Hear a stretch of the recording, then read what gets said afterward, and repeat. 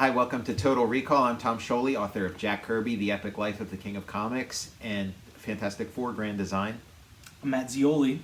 And you can follow me on Twitter at Tom Scioli or on Instagram at Tom_Scioli. And you can support my Patreon at patreon.com. Just search my name, Tom Scioli. You can follow me on Instagram at cinema_tomb. And you can follow the show on Twitter at Total Recall Show or on Instagram at Total_Recall_show. And we're talking about a big subject. It's a big Clash of the Titans. Speaking of Clash of the Titans, we're talking about Nintendo versus Sega, the rivalry that shook the world. The world, yeah. Our childhood. Yeah, that rivalry has since been resolved. Yes. They're not really fighting over the same turf. And there's peace. Peace reigns. Sonic the Hedgehog shows up in Mario games. Yes. Like peace has been achieved in our lifetime. They have extended their gloved hands. Yes. And have joined in peace. For a time, it was an intense. It was rough. Yeah. Nintendo don't. Sega does. Yeah, Sega does what Nintendo don't. Super Mario 3, unbeatable. It's just one of these like pieces of perfection. Just like a perfect game. I knew it was a blockbuster before I knew the term block, or of any media. I was like, this is whatever it's at the top. It's at the top of whatever it's trying to achieve. Yeah, I mean, Super Mario 3, because everybody thinks in terms of the movie blockbuster. At that time at least, Super Mario 3 made more money than the Michael Keaton Batman. Of the same time. Unbelievable, and Nintendo was the first, pretty much the first major console that I was exposed to. That was in your life. In my life. I know you... I saw the ramp up. You saw the ramp up. NES, so that's a different perspective. You had Atari. Yes. I did not. If NES is your starting point, it's kind of okay, so this is what games are, and this is what they've always been, and then it's oh no, games can be a lot worse. Before we got the Nintendo, I had my Uncle Dan gave us his. I think it was, I mentioned the Bally Starcade. Starcade or Astrocade. Bally Astrocade, that's right. And it had a controller, a hand, like a trigger with a little brown knob on top, and we played it was a gunfighter game. Mm-hmm. Then the Nintendo came out, and that was just earth shattering. It was the whole neighborhood. My cousins got it first. Yeah. And then the entire neighborhood was age ranges. Everybody wanted to see what this thing was. That would never touch a game before or after. It was it was amazing. It is comparable to when television was introduced. My dad would talk about how the first person on their block to have a TV. Everybody on the street would That's what it was go like. There, yeah. There was they were playing Duck Hunt, and it was everybody from the street was in their living room looking at this. Yeah, thing. Wait a second. You can shoot at the TV with that gun, and it's not like you shoot the duck and then it just bing, just disappears or something. It has animation, bonk, and it's got the dog and it's cartoon drawings and everybody's got a personality. The dog, and the dog laughs at you. And what's his story? Even the dog's laughter sound effect was kind of cool. It was kind of it wasn't the bleeps and bloops. I'm I like that dog. It's interesting. He didn't become a star like some of the other. You don't. Maybe in WarioWare he makes an appearance. Was he ever in one of those Smash Brothers? Could you ever play as him? That's a great question. That'd be amazing if he could have been. He could have become the Pluto of the Mickey Mouse. If Mario is Mickey Mouse, he could have been Pluto. He in one of his special moves, he pisses on somebody's Link's head or whatever. Being a meme where it's somebody fucks up in some way and then he pops up and then goes back down. You had the Atari and you were all in on the Atari. Well, yeah, it was even before the Atari. We had the Magnavox Odyssey 2. Oh yeah, you were That was the first one we got, and it was it had a keyboard on it, so you could kind of justify it as educational, and it was, we were, little kids, we were pre-literate, so here we are messing around with something with letters and typing them in, and it had a voice module, you could make it say things. So I mean, I think it did you did get some educational bang for your buck with it. But like, yeah, when we were little, you would bring your toys in to show and tell and stuff at school. Like, he brought in Revenge of the Yar. Yar's Revenge. Or Yar's Revenge. We would call it Revenge of the Yar. But then we'd also bring in our NES cartridges into school too, and like we'd be eating lunch at the table and like just have it sitting like on the table with us. Your buddy would have different games too that you would have, like you borrow, swap them out. Nintendo had such like a deep bench too, like right out of the gate. What we were seeing, the Famicom in Japan for a while, and they had built up sort of like a library of games, and then it came to the US in like 1985.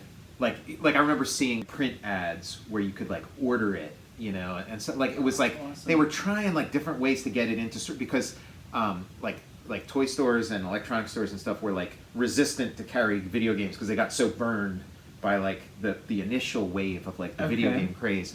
And then Nintendo was trying to get the this like sort of remodeled Famicom in foothold in America, so they were trying to get it anyway. By the time I like knew somebody who had one, because I would see it, you'd go to like Crazy Eddie's. It wouldn't be it would be the NES inside, but you wouldn't see the actual NES. It would be like this little black thing with like all these buttons on it that would have the names of different games. So it'd be like Ice Climber, Urban Champion, like all the different like real first wave games, like pre Super Mario Brothers kind of games. And you'd press one of those buttons and then you'd be playing like Ice Climber or whatever. And it was super cool. Like I would just hang out in Crazy Eddie's and play this thing, because these were like arcade quality games for free at Crazy Eddie's, like until they chase you out. But by the time I knew somebody who had one in their home, it might have been like 86, or it might have been like the tail end of 85. But it was like, I think it was like Christmas, and I didn't get one. But my friend down the street, he got one, and so he'd go over there and you'd play Duck Hunt, of course, awesome. Yes. And then you'd play Kung Fu. Yeah, that. And already, like, these games were like, going from Atari to this. It's like it blows everything you ever like. You didn't think this was possible at home. I remember going over a different friend's house and seeing like Super Mario Brothers for the first time, and then that was like, okay, like these were like Duck Hunt. You have like the gun. It's just like kind of a cool gimmick, cool technology. And then Kung Fu, it's like, okay, yeah, this is like an arcade quality game. But then Super Mario Brothers was like something else altogether. Like we are in uncharted territory here. To pinpoint down like before, like the console wars, like it felt like everybody, everyone you knew had the Nintendo. Yeah, Nintendo. Like, it was like Nintendo. Like video games and Nintendo were synonymous. Yeah, by that was point. it. To pinpoint down when I got my Nintendo, the games, when we got the Nintendo, the games we got with them, I would say whenever we got Back to the Future, we got the LJN, Back to the Future, and Jaws. Mm-hmm. So whatever those were out would have been around the time, I think, when we got our Nintendo. Yeah, and that'd been like 86. Yeah, like those were like the first two games we got with it, I think. Mm-hmm. And we had like Iron Sword. Fabio, that's one of Fabio's on the cover? That's one of Fabio on the cover, yeah. So you skipped Wizards and Warriors. You went straight to Iron Sword. No. Yes and no. Before we got the Nintendo, I was playing those like handheld games. Yeah. So I think I had the handheld Wizards and Warriors. Yeah, I remember that. Do you remember that? Mm-hmm. Like that, and I had the little handheld, and I had like the Tiger handhelds too. Yeah. My pediatric dentist had the Game & Watch. Yeah, Game & Watch. They had the Game & Watch at my dentist's office, so I would play that all the time. Mm-hmm. Which Game & Watch game was it? Because there were a bunch of them, but one that I liked a lot was the Super Mario Brothers Game & Watch. So it wasn't what it is. Like what it is now is the NES one, but like it was kind of close. Like it was like the best you could do on one of those like LCD black and white displays, and he would kind of like walk. It would have these like different like levels you could like walk on and jump on and stuff, and then you'd have like a little water level that he'd be like kind of swimming through. Yeah, that's the one that was there. Like I would like seek that out. I would hope they get there early, and like when you were waiting in your dentist chair, I was just like, he's like, all right, Tom, put the Game & Watch down. Yeah, anywhere you would go that like would offer like games as some kind of inducement. It was like, forget about, like, I remember like if you stayed at like Howard Johnson's or whatever, you could borrow a Game Gear, you know, you could from the lobby, and it was like, what, dude? You're just gonna let us play a game? You know, and we each got one. Like, we each had a Game Gear. It's like, what's going on here? Like, my brother Jacob for one Christmas got the Game Gear, and it's in my possession now. I couldn't believe what I had. I couldn't believe what I had in my hand, because it's like I had the Game Boy, and like I was like all in with the game, like loved the Game Boy. And stuff. Yeah. But I thought like, okay, well, color is just impossible. Like if color was possible, it would exist. It does. It's not possible. And then it's like Game Gear. It's like, what? I'm holding a little color game. In Rumble in the Bronx, there's a kid playing a Game Gear in that, but he's got no game in it, and I'm always like, hey, come on, man, you gotta like fake video gaming in the movies. It's like he's clearly like it's facing the camera. There's no cartridge. And you hear the sound effects from Atari's Pac-Man. Like I remember that was like anytime someone would be playing a game on TV, it would be, they're like playing Zork. And it's Operation Wolf. Yeah, cool. Because like that one was like the arcade. I remember playing that in the arcade. Oh, I love the arcade one. Yeah, with like the Uzi that would like, you know, vibrate. Yeah. We watched I think Captain and the Game Master. So my brothers and I would play, and we would have the zapper as like we just unplug it and just like carry it around like a gun. Yeah, and I was like, just it was just like. Did it work in real life? Could you like think it's exploded? I like told somebody, I'm like, feel lucky, we'll do it. Jay Leno used to talk about like how scared his mom was of the TV remote, and she would be like real careful because he said he felt like she was like afraid if she like missed, she would like, you know, destroy a potted plant with just like, it's not a phaser, it's a remote control. So like you got the jump from like Atari to Nintendo, but then like the jump to Super Mario Brothers, it was like, because like even like Kung Fu, you'd play Kung Fu, and when you'd make the guy jump, he'd have this like set jump that he would do, like no matter what. But then it's like Super Mario Brothers, it was like this like pressure sensitive jump that like it was super sensitive. The longer you held the button or didn't hold the button, it would modulate. It was like it's like feedback, you know. There's it's like, okay, you can bring some skill to this.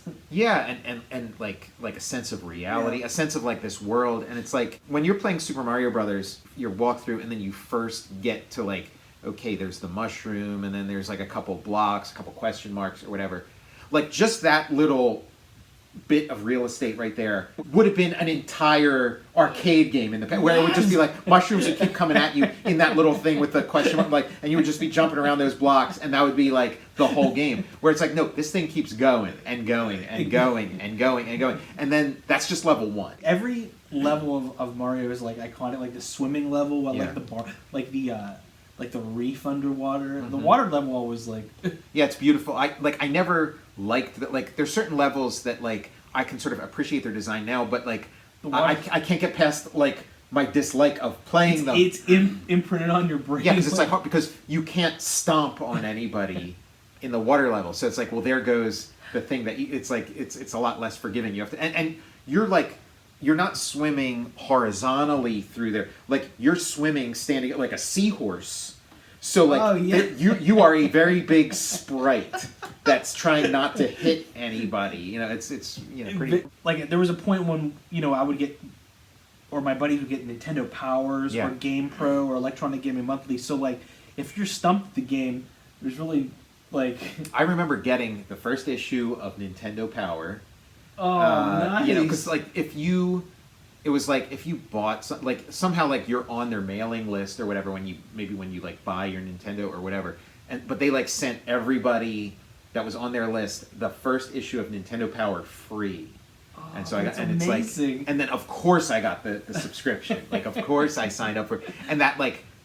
That Play-Doh Mario that was on the cover, it was like I'm all, and I wanted to see like what else is like if you pan over, like what else are you gonna see? Dude, my buddy, I remember he had every issue of Nintendo Power, and we were visiting with him, and he was going like grad school or something, but I remember they were like, I saw his stacks of Nintendo Power. I'm like, oh, what are you doing that with those? And he's like, well, I'm moving out. I'm gonna pitching them all. I'm gonna frame them. Like, and I don't know what Nintendo Power like the complete like a collection goes for these days, but I just remember like stacks of Nintendo Power. Yeah, I think there's a couple issues that probably like I've bought a couple of issues recently, and they're like not going, but like I don't, maybe there's some particular ones. Like I know like the one with that was Castlevania 2 where it's like Simon Belmont holding Dracula's head. Like it's such a cool, like I love the covers were so amazing.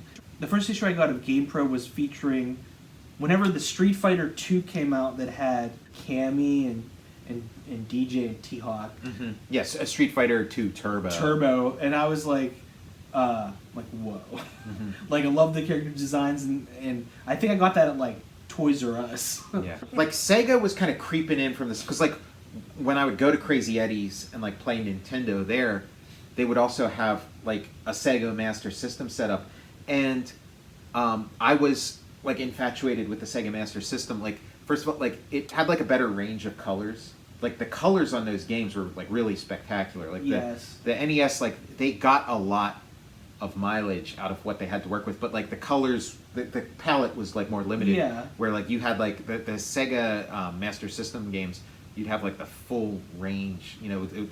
So like they were gorgeous, and then there'd be games, and I really liked some of the games came on little cards. Okay. Instead, like there were cartridges, but then there were, and I really just liked that. You know, that just like the feel of that and the look of that. The cartridges that were the black and white, like checker box. Yeah, there'd be like a grid. A grid. I like the branding of it, and it looked serious. It was like it was black. Yes. And black and red. It looked really serious, and like and the grid was pretty cool, and the games, and there were a couple games like there was a game, I think it was called Ghost House, that was super cool. It was like Dracula, and it was just like, you know, it was just there's a Rocky game. Rocky, yeah, the Rocky was cool. And then, I think we might have even mentioned that on our Rocky episode, the Rocky game. Rocky game, oh my god! Yes, and then there was one called Transbot, and it's like, it was like a Transformers kind of game, and it's like, I wanted like a really cool Transformers game so bad. And like Transbot, it looked pretty cool, like the colors were good, you know, and you'd sometimes you'd be a spaceship, and then you'd collect power-ups, and then you'd turn into a robot, and then you'd kind of go like back and forth. So Transbot, yes. Yeah. It was like the Alex Kidd in Miracle World series, which was like, that was Sega's Mario. Cute cartoony guy who kind of goes through this like fantasy land. And then they'd have some cool, like they had Alien Syndrome, which was like, it was like the movie Aliens, but it was this like top-down, kind of like Gauntlet or something, and you'd be like walking through and like shooting aliens and stuff, and there wasn't like a killer app, like, you know, like Nintendo had Super Mario Brothers, like it had you got Super Mario Brothers, Zelda, Metroid, Castlevania, like kind of like all around the same time. So it was like, how do you beat, like that's enough to keep you occupied for a long time. You know, you'd get an Atari game, and you know, an hour later you've done everything you could possibly do with that game, or an hour or less. Where with these, it's like that's your summer. Like two of those games is like a whole summer. You're all set. You got everything's planned out for you. Yeah, you're not going to get much fresh air or sunshine during that summer. Better batten down the hatches. Get your Doritos going. Get your snacks. Your snack game built up. 92 or 93. The Sega Genesis came onto my like radar, and it was the Sega fighting system. It would be, this is the one I got. Yeah, okay, I remember this. Yeah, with like the little blocks.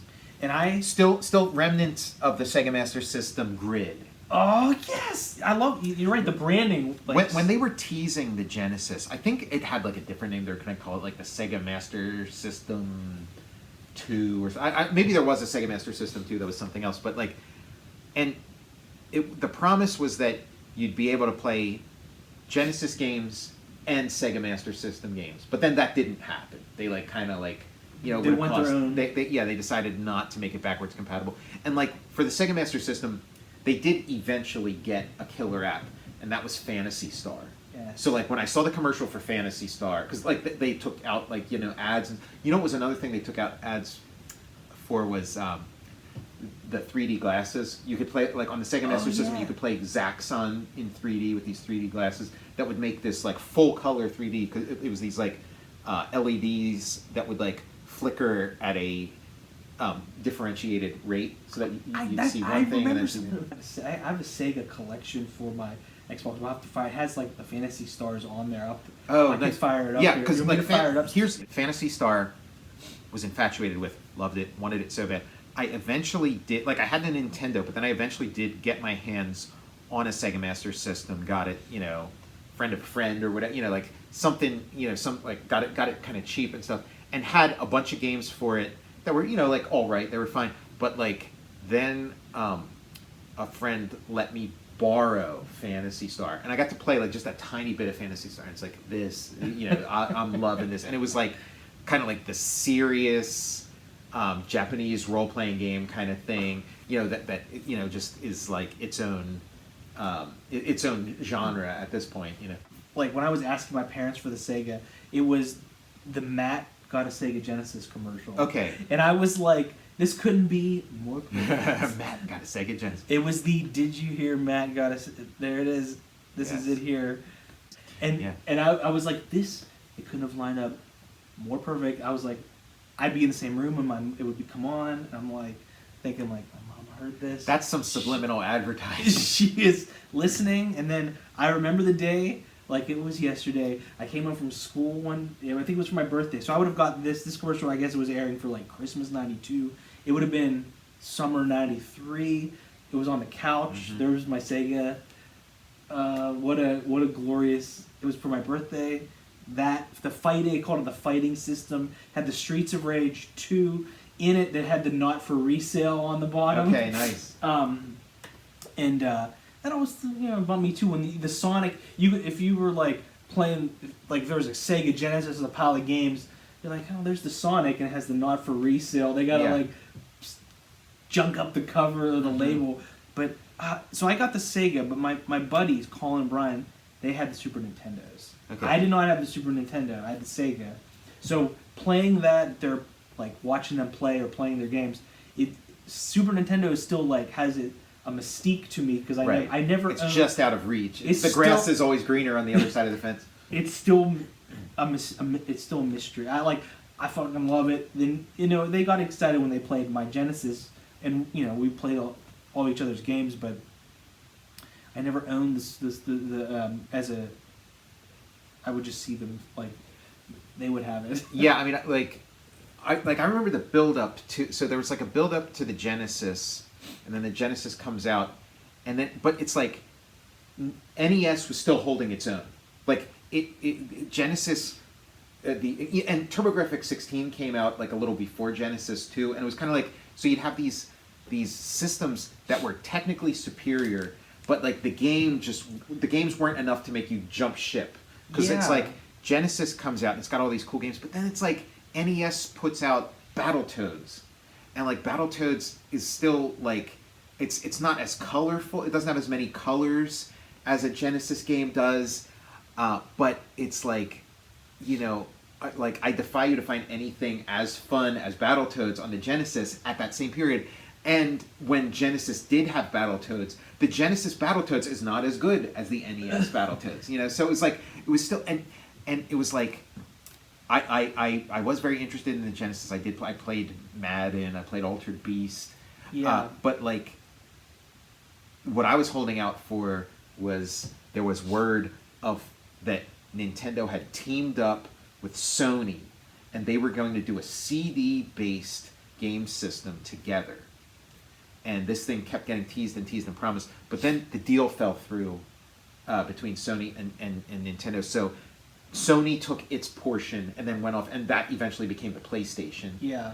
And then Nintendo took their portion, and it eventually became the SNES. And it wasn't like, and they removed the disc element, and it became like cartridge based. But like, and it kept getting, and as Genesis was kind of like eating into their market share a little bit, Nintendo kept promising like our next thing, the Super Nintendo is on the way, just hang in there, and it's taking a little longer, but it's worth the wait, which was kind of like it seems like that was like a Nintendo strategy, because I remember them doing that with like Zelda 2 kept getting pushed back and like I would go to the store and check and like, is Zelda 2 in yet? And it kept getting pushed back, and they would like say like, it's worth the wait. They're tinkering with, and then it was like, oh, there's a microchip shortage right now, and that's what's holding it up now. So they'd always have like a story, but it's like and so I was like, okay, I'm gonna hang in there. I'm gonna like wait for this. So I never did get the Genesis. I stuck like in the console wars. I waited for the Super Nintendo and then got it. I can't I lose track of like the timeline. And I'm so glad we're like delving through the mists of the video game past. You mentioned like TurboGrafx 16 and like that was something like Bonk's Adventure. Yeah. That was something that like I would only see in ads like a comic book. You see it in a comic book. You'd see it on TV. Lynx. You'd see it on TV. Yeah, Atari Lynx was another one. Atari Lynx was kind of like the last hurrah for this software company called Epix, and they kind of like dominated this like little period of when like the Atari kind of like phased out and like home computers phased in, and then the Commodore 64 was like the system that everybody had, and everybody had like a huge library of like pirated Commodore 64 games. So you had like every game for that Commodore 64, and all you had to do was buy as many like blank discs as you could afford to buy it, and you'd get it. But like Epix kind of dominated that year. They had a million cool games. They had Rogue. They had Temple of Apsphi, Gateway to Apsphi. They had Rescue on Fractalus, Coronis Rift, the Eidolon, like all these great games, and they just kept chugging along, and then they wanted to go into like the full color handheld thing with the Atari. Like they teamed up with Atari to make the Atari Lynx, and they made like they were going to generate like the software for this thing, and they came up with like some cool games like Electro Cop and Blue Thunder Thunder. I was okay when we were talking about Rocky. I was just going to mention earlier. I was like, I know I'm huffing a lot of gas here, everyone, but I was like, there's a Blue Thunder game somewhere out there. Where was it for again? For the Lynx. The Atari Lynx. And also, it was like, oh, Atari's making a comeback. They like Atari's been like in the background, biding their time. The We're giant, Blue Thunder heads here. Blue Thunder, the giant of video. Like prior to Nintendo, Atari was the word that was synonymous with video games. So now it's like they're coming back, and in a big way with this Lynx. And the Lynx, like Beta, it was this amazing technology. Like the Lynx is a very impressive and awesome technology, and when you get one in your hand and play it, it is super cool. It looks cool as fuck too. Yeah. Like the design of it. Well, that ad that you were talking about Matt, I heard Matt got a Sega Genesis. That's like a little later in Genesis. So it's like there's the initial wave of Genesis where you got like Altered Beast comes with it, and and that's the initial wave. But again, it's like and Madden Football was probably like the killer app up until that point. But sports games Sega does sports pretty well. Sports games are a niche. It's like sport like Madden Football was amazing, but it's like not everybody is that into, and I'm not that into sports video games. Like I respected Madden Football and I did play it a lot, but it's like I'm not gonna buy a system for that. But it was Sonic.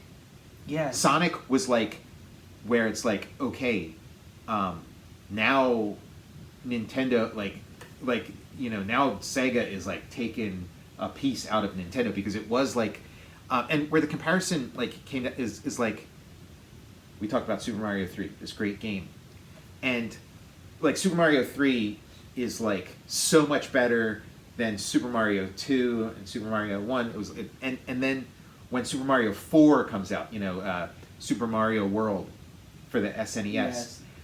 Good game, solid. I played it recently. It's a classic. It's fun. But it's like at the time it was like we needed a giant leap from we needed the kind of leap from Super Mario 3 to Super Mario 4 that we had with like the leap from like Super Mario 1 and 2 to Super Mario 3, or like regular Mario Brothers to Super Mario Brothers. We needed that kind of like seismic shift, and it wasn't. It was like it had a little more polish, it had like some new features, but it didn't like it to me it's not as good as Super Mario 3. Super Mario 3, and you can't have a better game. Super Mario 3 can't be better than Super Mario 4 on your new system. It has to be the other way around. Super Mario 3 is like people can't do. Like, you can, that's like the best somebody can do, something, anywhere, anytime. Like, Yeah. Like, what an achievement. Yeah, a great achievement. Amazing, like, just amazing. Like, yeah, video games as art. That is a work of art. And it can, but like, at the time, you don't know that. You don't know that this is a peak. You just figure, okay, we've been going like this. Yeah, it's so three. It's a step. It's a step on the way, and then the next thing's gonna be even better. And so, the fact that as good as Super Mario World was, the fact that it wasn't like a vast leap better than Super Mario 3 kind of created a vulnerability for Nintendo. And when Sega had Sonic, that was like, okay, this is a seismic leap. This is something new. This is something you haven't seen before. Seeing Sonic move on your screen is like something else. Yeah, it's like, what am I... And we talked about blast processing. That was like, blast process. It was like, I had to come up with a word to describe what you're seeing. And it was like, whoa, I didn't know my TV could do this. Sonic 2, the first Sonic game I played was 2. Yeah. We ended up, like, I think I rented Sonic 1 after the fact, but like, Sonic 2, holy shit, what a great game. Tails in the mix. Yeah, so Sonic was the killer app. That was the thing where it's like, okay, now... I need a Genesis so I can play Sonic. You held out a little bit. And you went. I mean, I still didn't get. I was like, because it's like that. But that wasn't enough to get me to jump, because it's like, okay, I got my SNES before Sonic. I might have.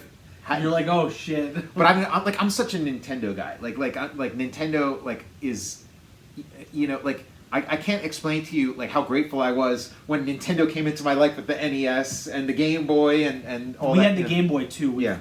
Fucking loved it. Like, and again, like Lynx is better technology. Game Gear is better technology. Game Boy outsold all of them because it had great. It had a killer. It had Tetris, and then it had like Super Mario Land, and Like, we had all those games, and like we had the Game Gear and the Game Boy. I'm like, feel blessed. Mm-hmm. Not too many families, Thank you.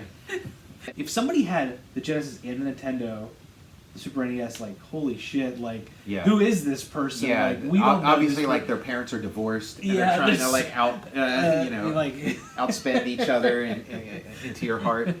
I mean, like, when I finally got to spend some quality time with Sonic, it was, like, it's a lot of Flash. And of course, when you're a child and a teenager and whatever, like, Flash goes a long way with you, but it was, like, I couldn't get into Sonic the way I got into, Zelda 3. That was the killer app for me with the SNES was Zelda 3. When I saw it, was like, I bought the SNES and Zelda 3 the same day, because it was like, that's okay, I need this right now for this particular game. I watched a ton of video gaming too, like Colin and Brian, like, particularly like my friend Brian, like I would like and Colin too, when they would play, they had the RPGs for their SNESs, and like I would like to sit back and just watch, and like if I only knew, like, if I could just go back in time and be like, hey, people are gonna be watching video games on the internet. It's like you could have started YouTube or Twitch. It's like, how would I know that? Super Metroid. Super Metroid was in the mix. They had, oh my god, I think like Brian's brother Jeremy, like they had like their library of games was enormous for Nintendo and Super Nintendo. Like, they would be like, they would have deep cuts like for Nintendo too. Like they had like a game called like Low G-Man. Yeah, like, I remember Low G-Man. And I'm like, like those are like, you're pulling all the stops, but Link to the Past. Yeah. They had Super Metroid, the Mortal Kombat. It's like, I always felt like there was the blood for Mortal Kombat for Genesis versus. I remember me and my friend Andrew, we were talking about like when Mortal Kombat comes out, it was like Mortal Monday. Well, that was another vulnerability for Nintendo, because they were like, we're not going to have blood in our Mortal Kombat. We're going to have sweat instead of blood. They're going to have sweat, and it's like, Nintendo, you fucking up. ABA, CABB, blood code for Mortal Kombat. Yeah. Up, down, left, A, right, down, I think was unlock all characters. Okay. For the Genesis. But, like, that was some vicious stuff, like Sub-Zero, like freezing, or like, I remember somebody's spine, like, got ripped off. They had Pilot Wings. Yeah, Pilot Wings, yeah. RoboCop versus all those Terminator. Mode 7 games. What's it like? Mario Kart. Mario Kart. They had Mario Kart. They had oh my god, we had the Super Scope 6. Mm-hmm. Yeah, the bazooka. Oh, I love that. That's another thing I would like want to play with. Yeah. Sega had the Menacer. It was like their gun, but it was like kind of bizarre. Like it had like the double like eye hole scope. Okay. And I know like I think the Sega, maybe it was Sega CD or something, but like Genesis eventually had like I think it was a game called like Loaded or something. Like there was a game where you had like the Dirty Harry gun, except it was like bright blue. It was like a neon blue. Oh, I had that. It was I had well I think it was different. It was Lethal Enforcers. Lethal Enforcers. That's it. I had that for Sega. Yeah. And I love that gun. That was another one. Like for some reason I was like, okay, now we're talking. It was like a 44 Magnum. Yeah, that was the way to go. Yeah, CD was another one that was like a foreign. My friend Andrew rented the Sega CD from his video store. I think it was like Rick's Video. Yeah, Sega CD was exciting. It's like, oh, CD, these are really gonna be good. And it was like Sewer Shark and Ground Zero Texas. Yeah, and Night Trap. Of course. Yeah, the that one was like I was like they're like this is X-rated or whatever. Yeah, you know, Night Trap, like it's like the Sega CD looks like shit. You know, when they do the full motion video, it looks like garbage. It's so like pixelated. And like pixelated can be cool, but it was pixelated in a shitty way with like a lot of these like black dots just kind of like stuck in random places. Like really, but like the shitty picture quality made Night Trap scarier. Dude, you are effing spot on. Like the guys all in black. Because then they really became blurry. And, like, what are those guys? That's so awesome that you mentioned that. Because like that was something that I felt too. Yeah. That the blurriness of the video made it terrifying. Mm-hmm. Yeah, it was pretty freaky. Like I think if because like they've since released like high def versions of Night Trap, and it's like it's super cheesy once you see. I mean, it's cheesy to begin with, but it's super cheesy when you see it in all its splendor. But with the pixelated, it's like, is this? I don't want to see the person's face. I'm like, what? I don't want to get a good look at these things. Whatever. Like it really does feel like voyeuristic because it is like, okay, this is not like you're not supposed to see this. This is like bad security footage. God, I don't want to see. Is this somebody from Different Strokes? Like. Yeah, it's Dana Plato. Dana Plato. R.I.P. Rest in peace, Dana. They pulled out the mask. It's Willis. It's who's the other guy? Gary Coleman. Not Gary Coleman. It's Gordon Jump. I watched the video for Sewer Shark recently because I was kind of curious about it, and I think it was like John Dykstra directed it. I always thought like the like it looked like, cool. Yeah, it looked like Inner Space.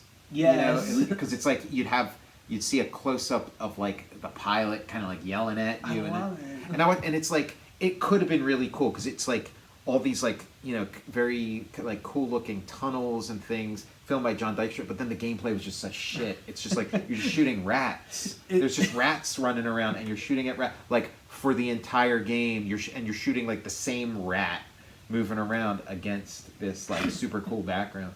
And then they had like Silpheed. What's that? Silpheed, Silpheed, and it was like they were trying to push Silpheed on us for like almost a decade. I think it was like I had my Radio Shack computer, the Radio Shack Coco, and I had Silpheed for that. And it's like the Japanese video game sensation Silpheed is finally here, brought to you by like Sierra Online and stuff. And you play it, and it's like this is just like shitty Galaxian or something, and then it's like, okay, now we got Silpheed CD with like, and then you play it, and it's like, okay, this is that like shitty Galaxian clone, but then with all this like cool like 3D stuff going on in the background that has like no bearing on the game itself, But then it's like you're playing like Space Invaders, and then there's like all this like full motion video going on behind it. I remember playing like on like Little League, and these kids on my team were like, I was like, I know somebody that has a Neo Geo. Neo Geo, And yeah. then It was like, it was okay, like an well, urban you're legend. rich. If you have Neo Geo, you must be rich, because like the games were like $100 a piece. They would increase every time I would talk to them. They're like, it was like the Job from like Arrested Development when his suit price would increase. It's like, yeah, the games were $300. Yeah, or they're $500, and they're like, then they're $600, and like the Metal Slug was like the best game on the Neo Geo. It was like Contra with like kind of like cartoony kind of stuff in it, but it was like, you know, you'd like jump in a tank, then you'd like blow up these like increasingly large and like absurd like war machines and stuff. That was like, oh yeah, man, I remember Metal Slug, and then there was like the one, it was like 1942 or 40. I can't remember what. okay. It was like a World War II game, with like top down. Mm-hmm. The plane like moves around, and there was like a cool ninja game too, like Shinobi. And yeah, like our roller rink had a Neo Geo, and there was like 4 games. Yeah, I remember like the arcade. Like I played the arcade version of Neo Geo, and it was like you can have the exact same hardware that's in the arcade at home, and it just costs you a few $100 extra. I looked this up here. Somebody's selling one for. That's what a Neo Geo is going for. Wow, $24,000 for a. So it was like it was like a high end thing. Obviously, they didn't sell that many. It was just kind of like they priced themselves out. It was like a high end thing, but it's like, you know. And I mean, playing some Neo Geo, it's like, okay, arcade quality, beautiful graphics, better graphics than like, you know, the Genesis could achieve, or and certainly the NES could achieve. But the games, like, they didn't have the depth. Like, you could play Legend of Zelda for the NES and like just get lost in that world and just want to stay there, and the variety of it and the way it unfolds, it's like so beautiful. But then the Neo Geo, like the games get pretty repetitive pretty fast. Like they have that arcade pace where it's just like, you know, a quarter's worth of play, you know. And then they'll like screw you over to make you pump more quarters. Yeah, yeah, and so then if you own it, then you have an endless number of quarters, and then it loses its edge. It was always like, so I know a guy who knows a guy who knows a guy who had one of those, and yeah, like the Super NES is still like mystery to me. Well, I mean they've they're not so hard to come by now. I know. You can and I mean, I still have my Super NES, but like just for convenience sake, I'll play my SNES Classic, but it's like those games are still in rotation. Like they're just so much fun. And you know, Star Fox was like another one. God. Like all these like must-have kind of games. I had Echo the Dolphin. I remember that. Echo the Dolphin was one where it's like, oh yeah, you got to play Echo the Dolphin. And I never got a Genesis, but like when like, you know, years and years later they started having those like plug and play things where it would just be the controller and you'd plug it in and it would have a bunch of preloaded games on it. Yeah. That was how I finally got a Genesis. So hard. So I got one of those. Echo the Dolphin was so hard, and it was hard not in like a, oh, this is a challenging game. It's hard in like a cheap, unfair, shitty way, because it's like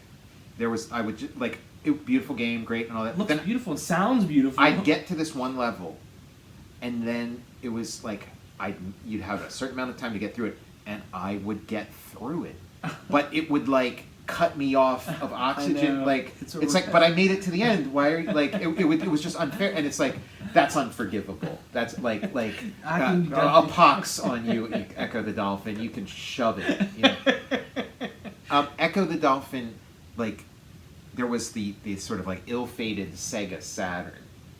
If you remember. Yes. And like Echo the Dolphin for that was pretty awesome, because it was like, it wasn't a side-scrolling Echo the Dolphin, it was Echo in 3D, and you're just like exploring the ocean. And this is at a time like this, like free exploration, and this is like at a time like a lot of like Star Fox, I still play, still a lot of fun, hasn't aged that great because that type of game has been done so much better since, you know, just because the technology was in its infancy and now it's come a long way.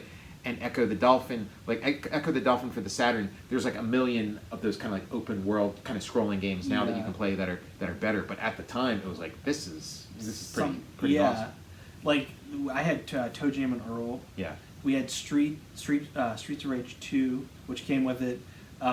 Did you ever get into? Did you get any of the Fantasy Stars for the Genesis? Because that's another. Those were like games where I could see like, okay, I could see getting a Genesis just for the Fantasy Stars. I got one like late in the game, Uh-huh. like near the end of my run with it. I don't know which one it was, but it had like a. I always like the characters, in Chrono Trigger, the Toad. Oh yeah, we forgot to talk about Chrono Trigger. Like so, Chrono Trigger. How did you play Chrono? So you didn't have an SNES. You would just watch your friends play Chrono Trigger. When they would do an RPG, we would just vibe out and like I would watch them work on it and stuff. But because Chrono Trigger, like I worked a summer, and like a big part of the money I made that summer went towards Chrono Trigger. That was like that's so amazing. Like my buddy got I can't remember if it was Donnie. When he got his Chrono Trigger, he got a clock. Like the game store was selling like a clock with it or something. Okay. And but I'll bet that's something that goes for a lot. Because like that's where you see things go for a lot, is where it's like, oh yeah, you pre-order the game and you get this prize. Those things tend to go for a lot. I think the game was like $90. I think it was like or $75 or something. It was like, but it might have been $90. But like I think it was like, it was like the most I ever paid for a video game. Like, but it was worth it. You're spot on too. Like when I was hanging out in stores playing the games as part of the action. Mm-hmm. When I saw that guy buy a man off the street buy a copy of Street Fighter 2, you could have told me that's like Rockefeller himself. I was like, oh my god, he pulled out like 20s. I'm like playing the game. That's J.P. Morgan. It's J.P. Morgan that came into Hills, and he's like, I'd like a copy of Street Fighter 2. I'm like, whoa, people can just buy games? Like I hacked my SNES Classic, so I have... Dude, you showed me that. Yeah, I have Chrono Trigger on the SNES Classic, so I can play it whenever I want. But it was like, that cartridge of Chrono Trigger meant so much to me. And I had the Chrono Trigger, and I sold it. Oh, now I regret it. Why did I do that? And then like the next time I saw this guy, he bought me a copy of Chrono Trigger. I think it was before it was going for this kind of price. Yeah. Like I think maybe he spent like $60, which again is like super generous gift, but got it for so now like I have no complaint. I'm not like I have a cop. I don't have my save games on there, but that's fine. It's start from the beginning, start from scratch. But yeah, Chrono Trigger, awesome. The Fantasy Star I had their character named Grits on it. Grits. It was like a bear like creature. I like those kind of like chewy. How far did you get into it? I can't even remember it. Like, it's like a fog. Those games were tough. For Chrono Trigger, I got to the final boss, just never beat it, never ever. And then I let my friend borrow it, and then he did beat it. He like took a different path than I took, and he because like there's a point where there's like this vampire. Like you're the little froggy guy, you're the froggy knight guy, and then you're chasing the vampire who killed your mentor, and then you catch him, and then he like pleads for his life, and you can either like fight him or take mercy on him, and like I chose to fight him because I was out for revenge. You killed my master, whatever, and so and you go through this big fight with him, and then you do eventually like kill him. But if you take mercy on him, he joins your party, and now you have this like super powerful vampire on your team. So awesome. So that's what my friend did, and then he beat the game. But then I would play his game, which takes you like you'd be at the final boss, and you'd have this vampire on your side, and even with like his souped up, team that he put together, I still couldn't beat the final guy. So I'm doing something wrong. My buddy had Final Fantasy 3 and Secret of Mana, and I never got deep into the Final Fantasy games. For like the NES or the SNES, but there was Final Fantasy, I forget what it was called, but it was called like Final Fantasy World or something like. But it was Final Fantasy for the Game Boy, and that I loved. Like I played the Final Fantasy Game Boy, all over the map. Like the. It's called like Final Fantasy Quest or something. Game Boy had, dude, the library on Game Boys. Yeah, Gargoyle's Quest, Final Fantasy. I loved Super Mario Land. After the initial Super Mario Brothers, there's like Super Mario Brothers, loved it, and I wanted more. Give me more of that. And then Super Mario 2 comes out, and it's different. And like I've come to appreciate it as time. Yeah. But it wasn't like I wanted.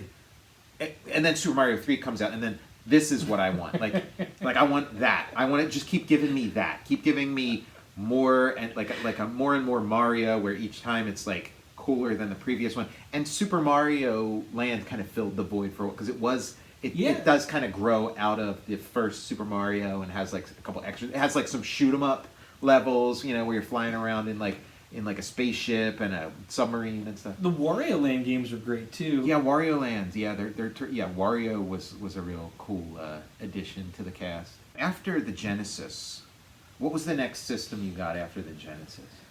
It would have been. Shit, it would have been Nintendo 64. Nintendo 64. Okay, because like Nintendo 64 and like I missed Nintendo 64. It was, you know, just because of like, you know, our ages. When when Nintendo 64 came out, I was kind of done with games.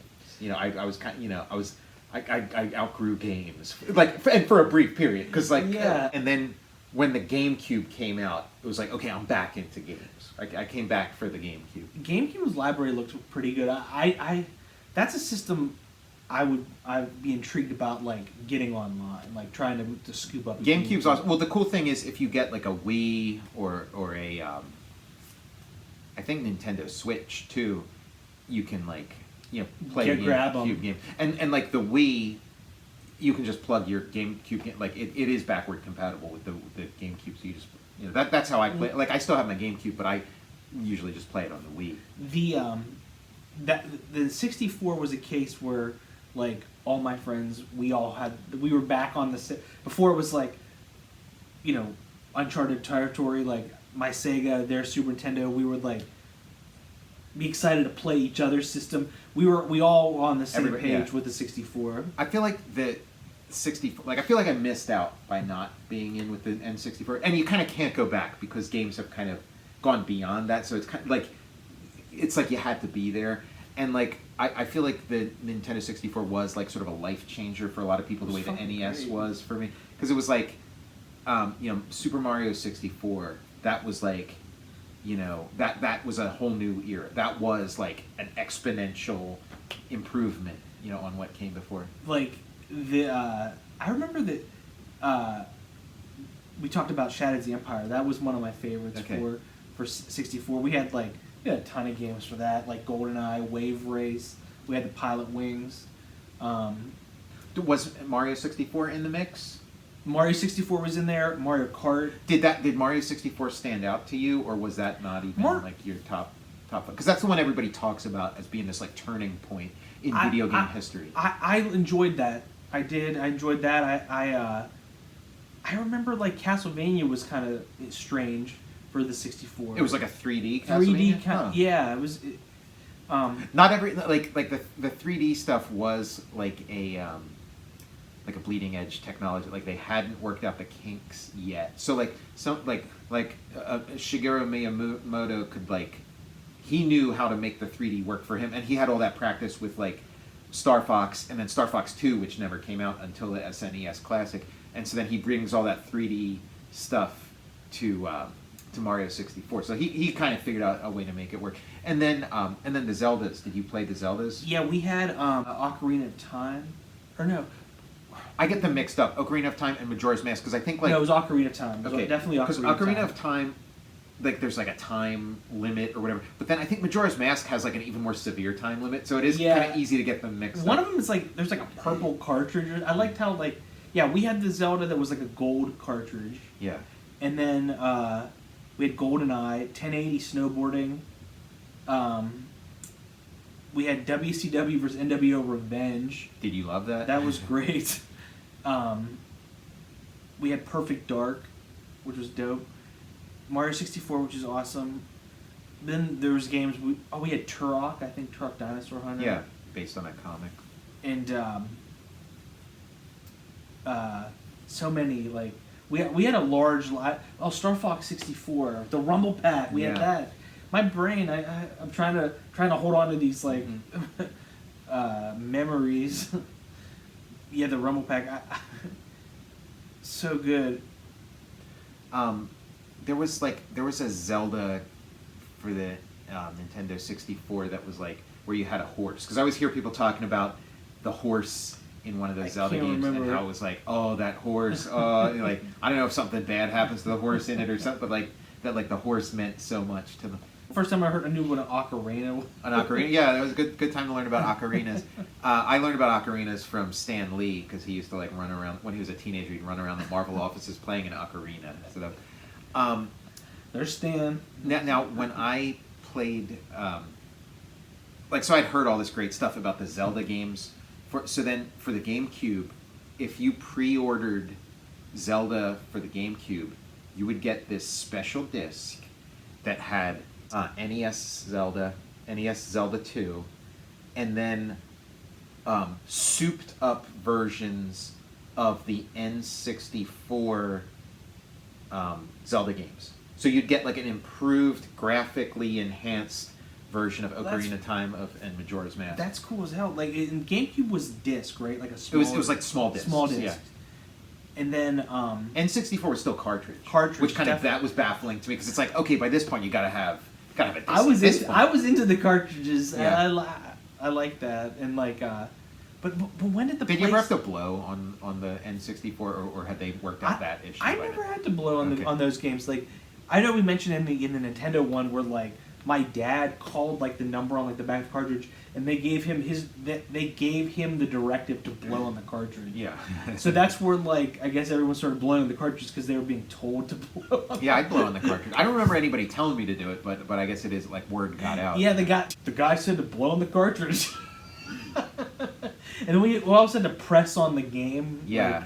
Like it was like there was like science and magic combined because I would like kind of move it left and right and like all this like obsessive kind of like you rituals. Walking away from it with effective. Yeah. Right back away slowly. Yeah, and then you'd get it working. And then you'd start playing, and then you get kind of far, and then you freeze up. Oh my god! We had Solstice. You know what one I like a lot? Snake, Rattle, and Roll. We never had that one. Rare was on a roll. Like, Wizards and Warriors was kind of cool, and Wizards and Warriors too. But like as Rare went on, their stuff just kept getting better and better. And then like Battletoads, like, oh, this is so great. But they had Snake, Rattle, and Roll, which was like just really fun because they would like. NES games would start to fall into certain formulas, but like Rare would kind of like break up those formulas. So like Snake, Rattle, and Roll, like when everybody's doing like side scrollers or top down or whatever, they did like an isometric. It was like an isometric game where you're this little snake, and then you eat stuff in this little 3D isometric world, and then the more you eat, the longer like your snake gets. But it was like cartoons and like. And like the play, like the movement was good, and it had like a little like 3D. That sounds great. Like, yeah, it's. I wish I would have played that one back in the day. We rented Excite Bike a lot, and like Bayou Billy. Yeah, I got that for Christmas one year, and I remember my mom saying like, what made her because like I had a list of like all the different games I wanted. She got Bayou Billy, and she said the thing that sold me, the guy at the store said it's like 3 games in one, so like that, That's amazing. I love remembering like little things like that. Yeah. We rented Jackal a lot. Jackal's a great one. I love Jackal. I didn't really discover Jackal until like adulthood, and like when, like emulators like on your PC. So like I got like a MAME, the arcade emulator, and would play the arcade version of Jackal. That's when I discovered Jackal. I'm like, oh, where's this game been? You know what?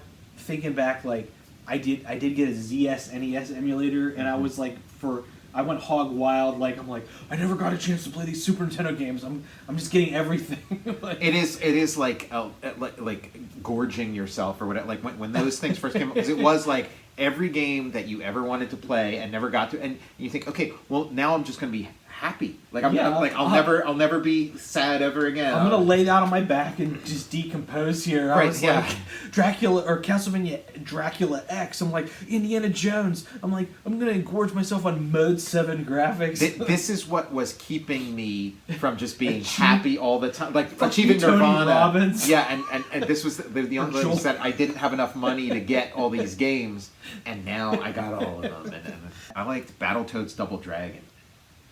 You know what? I never got to play that. It's fun, and like I mean, it's it's not like a fondly remembered, like people talk about, oh, that the game stinks or whatever. But like Battletoads is the better game of the two. But I play Battletoads Double Dragon way more often because it's like Battletoads is like very unforgiving, where Battletoads Double Dragon's a little more laid back, so you can just kind of like play it and have a good time and smash robots and stuff. I love a good brawler. Yeah, and like it was rare, and they'd have fun. They didn't like when everybody else was taking everything so seriously. They kind of it was like a fun brawl. It was like a goofy brawler. That's speaking my language. Even as an adult, like replaying something, like they frustrated me. Like the level of difficulty, like they're just hard and like it would I would like the if someone Mega Man. Yeah, the Mega. Forget about Mega. Yeah, Mega Man was just ridiculous. My buddy Don beat that, and like I beat I'm them. like, oh my god, I don't know how I was like, that's fucking incredible, like achievement. I've talked to you about it, talked to some other people, and they talk about, oh, those games are so hard. Like, when I was a kid, I think I just, like, devoted the necessary time. Because, like, I beat all those games when I was a kid, but when I play them now, I'm like, how in the world did I do that? I don't know how you did it. Because they're, like, I think it's, like, I'm just, like, biologically no longer compatible. Because I don't get, like, I was playing the Ninja Turtles game, and I beat the Ninja Turtles game a bunch of times when I was a kid. Playing it as an adult for the NES. For the NES. And it's that's a hard one. I can't get like I was having the hardest time getting past that like water level, But it is like these games and then even Super Mario Brothers.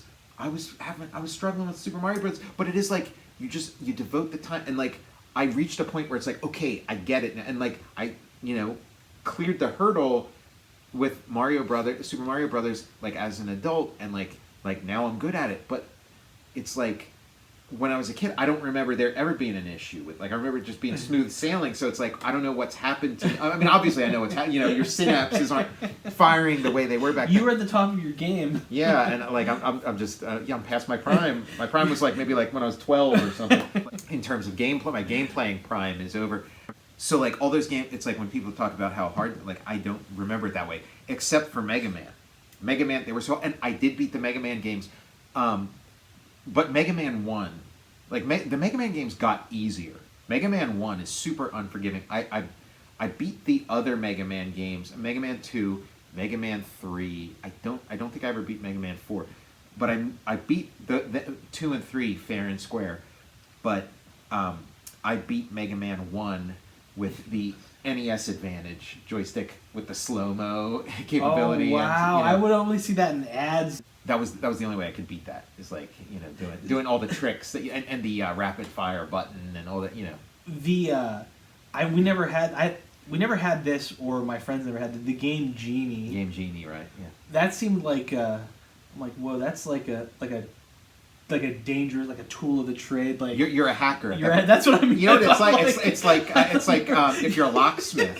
That's what I mean. Like I was like, well, I don't want to get into any specializations. Yeah. Here. Yeah, you get you get an apprenticeship with it, and then you can like sort of open up your own little Game Genie franchise where you can come to people's houses and like beat their games for them. I'm like, the Game Genie's coming. He'll be here any minute. Yeah, Game Genie. That was I turned my nose up at the Game Genie. It's like, I don't need that. You need that. I don't need that. Yeah, no, like no one I knew had the Game Genie, but I was like, I'm like, wow, interesting tool, like a dangerous, like in the right hands, but it could be dangerous in the wrong hand. Yeah, the SEGA channel. You know what? My dollars, my gaming dollars. I had to fight hard. I had to like save every dollar to buy games. So I was not going to waste $1 on a non-game thing that cost that much. And the NES Advantage that was somebody else's NES Advantage that I beat Mega Man with. Well, the Power Glove, didn't know anybody that had the Power Glove. Like we saw it in the Wizard, and I was like, if you have, it's official Nintendo thing. I'm like, man, you're the fucking boss. Yeah, you have the. You're like Darth Vader. You can like choke someone at a distance with it. It's like it's powered by the Force. It's like the one game I didn't get for the Power Glove though. I don't know. I think they must have pulled it from the shelves. It was the Michael Hutchins from InXS like game with the power glove. Like Joe Montana's Sports Talk Football, but it's the Michael Hutchins autoerotic asphyxiation simulator. That didn't go over too well with the test audiences. The Michael Jackson Moonwalker game. Oh yeah, I always thought the graphics looked good on that, and like and he danced and it was they had the arcade game at Hills, like the Michael Jackson Moonwalker game. Sometimes they'd have games that would be the same game for the Genesis and for the SNES, and they'd be slightly different, and like one of them would have the edge over the other, and it was usually the Genesis would have the edge, and like the Aladdin game for the Genesis. I had that versus for Genesis. I really liked the Genesis one versus the SNES one. That was great. Like see the Aladdin. Now it's unlocking the other games we had. Like we were talking about like my memories is foggy, but we had the Jurassic Park game. Okay, yeah. For Sega, and we had the X-Men for Sega. How about the Genesis Ghostbusters? That always looked pretty cool to me. Where it was like they had like little bodies, but then they'd have like it would be like a digitized Bill Murray. I think that was kind of later in Genesis. We had Spider-Man for Genesis. The Mickey Mouse game seemed pretty cool. Those were so fun. It was Magical Quest is the one we had.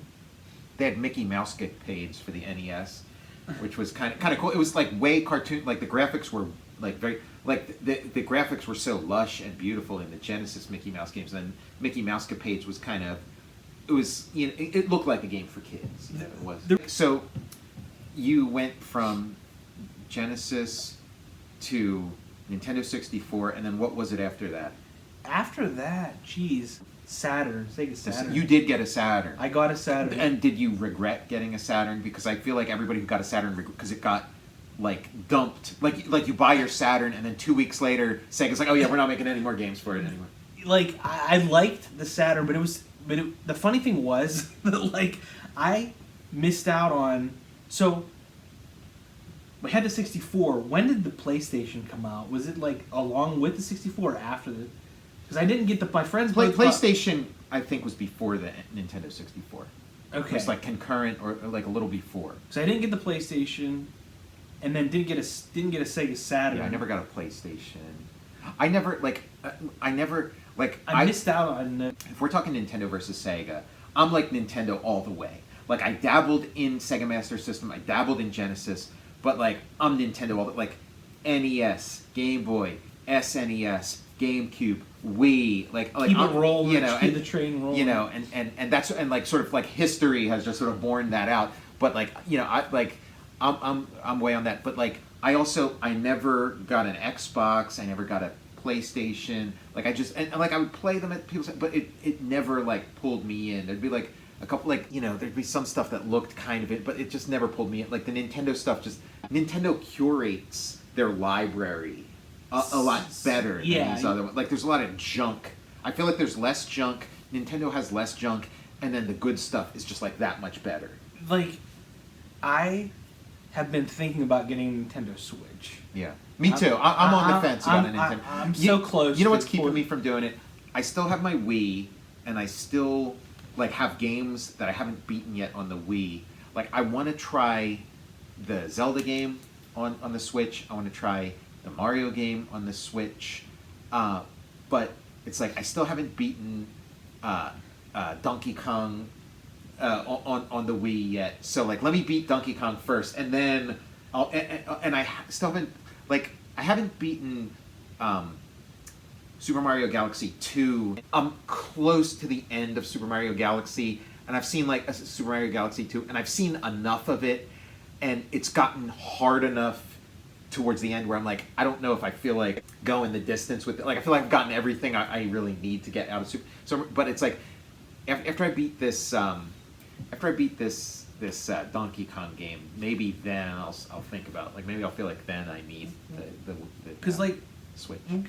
We'll get the Switch because like my buddies they're all every time there's a new system they get it all, so they're always on top of the cutting edge of whatever's coming out. Like they already got their new Xbox, and you can kind of scope out the landscape by seeing what they're. Yeah, I kind of like live Yeah, right. vicariously through what they've got it all, they've had it all, but like I did get this. And the funny thing was, like, I missed like some of the systems, and then on a whim, I was like, probably like, this could have been like 2001 maybe, or yeah, probably 2001, 2000.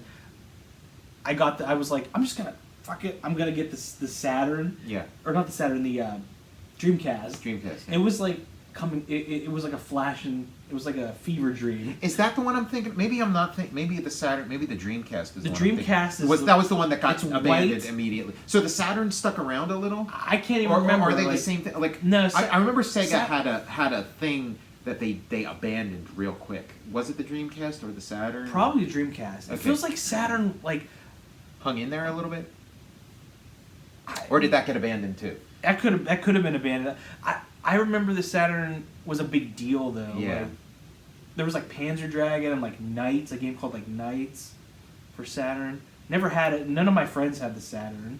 Yeah, maybe I'm thinking of the Dreamcast as like because maybe that was the one that had the 3D Echo the Dolphin or I forget. Like, there's a lot of steps with because there was Sega Genesis, Sega CD, and then they had the 32X, which was like a upgrade plug-in you could put in, and then there were like a couple games you could, and one of them, the killer app with that was There was a Star Wars. Yeah, it was like because there was like an arcade Star Wars where it was kind of like a Star Wars on rails, where it would the beautiful 3D graphics. You'd be flying around a Star Destroyer or whatever, and you'd be like shooting at TIE fighters and stuff. And yeah, that was like the one. I don't know much about any other 32. It was so funny though, like the Sega, they had like, there's the system. They seem to have like all this shit that like would plug into it. Yeah. It became this like ugly, unwieldy like. Yes, very thing. inelegant. Another thing that It's a like monstrosity. Nintendo had over it, like Nintendo would like kind of not allow bad design. Where Sega was like the adolescent, like Genesis was like the adolescent machine. You know, it kind of had all the flaws of adolescence, and it was, you know, and so like it was like if you were adolescent or just heading into adolescence, Genesis did have a big appeal. But if you were like a little younger or a little older, it was like Nintendo had what you were looking for. Because we had the NES, the Game Boy, and like the 64. We were on the Nintendo train, but it's just like I drank out of the cup and I became like a the cup of Sega does what Nintendo. Super Mario World was like that was the weakness that Sega exploited, and they would do the commercials where you would see side by side Super Mario 4, which is kind of like da, da, da, da, da, and then you'd see Sonic and be going, and it's like, okay, well, this is by far the superior thing. Yeah, like they're not in the same league. I know. I'd like to get my hands on an SNES Classic. Mm-hmm. Like one of the things I get a lot of mileage out of is you can hack it and then you can put Super Mario All Stars, which I don't understand why that wasn't one of the pack-in games. Because then Super Mario All Stars, it's like improved versions of Super Mario Brothers, Super Mario 2, Super Mario 3, all in there. So it's like pretty awesome. The library on your SNES Classic is pretty awesome. That and the Wii are like the go-to thing. If I'm looking to like, play a game for like a minute or two, those are the ones I go to. Do you do any like online like multiplayer gaming or anything? Yeah, like my buddies will play Halo. We'll play some Halo. We'll play Dead by Daylight. Mm-hmm. We'll play. My buddy Dan had recommended a game called Squadrons, which we got Star Wars Squadrons. Okay. It's like a flight game. We play Yeah. that. I have. I've been getting like I got the Capcom Beat 'em Up bundle recently. Nice. And we were talking about like not putting quarters in the machine. It's nice to be like, yeah, I died. Fuck it up. Fuck you. I'm not putting any quarters in this thing. I'm gonna. Gaming, for me, was very rarely a communal experience. Like I don't like the communal. Like I never got into like online multiplayer gaming. Like the whole point of video games for me was like, okay, it's a way I can play games without having to involve anybody else and deal with any of their bullshit and just like play my game and like You got, leave me alone. I'm playing these games now. I always liked gaming with other people. Yeah, like, yeah. And it was not a communal. It's like it's an addiction, and it's like shooting up by yourself or whatever. It's during a sleepover, like we beat Streets of Rage 2, but I think Colt might have been there too. I think we would like trade off, like people would tag in, like somebody would jump in and rock that, but then at some point like I pumped more time into like practicing like my guitar and stuff like that. Yeah, and, probably a good idea. Moved on to other interests. But I like the communal aspect. Like I like hanging with people while they're playing. Like, I mean, when I could have patented Twitch back in the day. Like, fuck, I was. when I think back, I do have a lot of good memories of like playing a game with like a lot of people, or like having a sleepover, like because like beating Mega Man with the NES. It was like over my cousin's house for like a sleepover at birthday party, and like bunch of his friends and stuff are there too, and we stayed up all night and just went through like the whole library of NES games, and I was like beating all the games. That's 1943 I think it was. It was either 1942 or 1943. I beat that. Oh, and again, that was with the NES Adventure, like slow-mo. Put 1943 in slow-mo, and then I can do it. We had a game too. It was for Nintendo, but it was once again where you're like the screen's moving and you're like in a little plane. Yeah. It's like a World War II game. I can't remember what it was called. Yeah, that was 1943 probably. That was the same one. We had that one. So like maybe I do like the communal experience more than I realize, more than I remember. Yeah, Nintendo versus Sega. I mean, I feel like it's kind of unfair. Like Nintendo, like Sega, kind of drops out of the like if they had sort of if things hadn't gone wrong with like the Dreamcast or whatever, if they'd like kind of hung in there. Like it would be kind of cool if it was still going on. If it was like, oh, there's a new Sega system. Oh, should I get this? Should I not? I mean, I'll declare a winner. Nintendo's the winner. What do you think? Who do you declare? Nintendo. Yeah, Nintendo. I mean, that's just how it shook out. That's just how history went. If we're having this conversation in like 1992, different conversation, but we're having this conversation in 2021, and it's like clearly Nintendo won. But I'm sure there's some people who disagree. Some people who maybe have some canon of Genesis games where it's like I'll put these 5 Genesis games up against any 5 things that Nintendo ever produced, but I'm not the guy to make that argument.